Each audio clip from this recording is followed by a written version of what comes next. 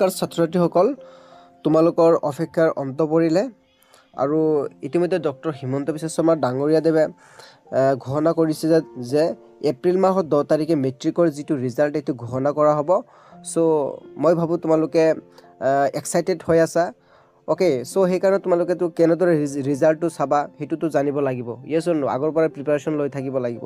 চ' কেনেদৰে ৰিজাল্টটো চাবা সেইকাৰণে স্পেচিয়েল এটা এপ আছে, সেই এপটো তোমালোকক দেখাবলৈ চেষ্টা কৰিম। চ' মৰমৰ ছাত্ৰ-ছাত্ৰীসকল, তোমালোকে সেই ৰিজাল্টটো চাবলৈ হ'লে প্ৰথমে গুগল প্লে ষ্টৰত তোমালোকে যাবা, তাত যে চাৰ্চ কৰিবা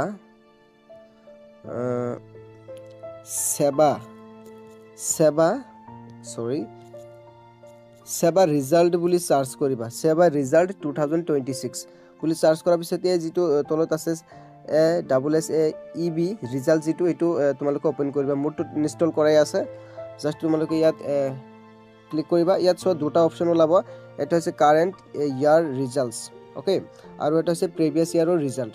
চ' যিহেতু তোমালোকে কাৰেণ্টটো চাবা, হয়নে নহয়, বৰ্তমানটো চাবা, সেইকাৰণে ওপৰত ক্লিক কৰিবা। ক্লিক কৰাৰ পিছত এনেকুৱা এটা ইণ্টাৰফেচ ওলাই আহিব। চ' তোমালোকে চাব পাৰা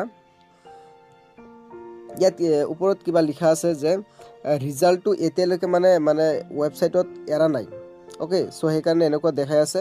যেতিয়া নেকি ৰিজাল্টটো এৰিব তেতিয়া তোমালোকে দেখা পাবা।